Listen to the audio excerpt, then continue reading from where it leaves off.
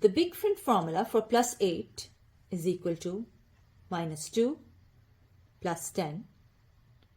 We can also write it as plus 10 minus 2. Let's have a look at this formula with the help of an example.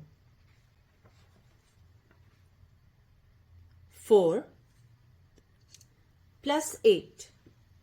Now 8 cannot be added directly since we don't have enough beads. So we will use the big friend formula, minus 2 plus 10.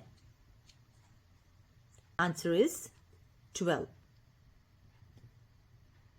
Let's have a look at another example.